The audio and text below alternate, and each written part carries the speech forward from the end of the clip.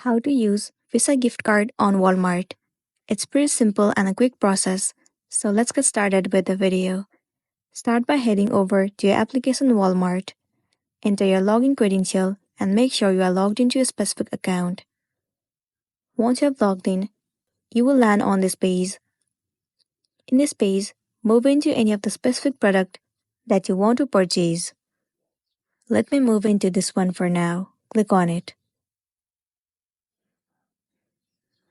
Now in this page, you have to select the color and the number of items that you want to purchase. Once you've selected the specific color, tap on Buy Now at the bottom left corner of the screen. And then tap on Place Order at the bottom. You will need to enter your address. Once you have entered your shipping address, it will land you on this page. You can see the option of Redeem Visa gift card. Simply click on it. And then it will land you on this page.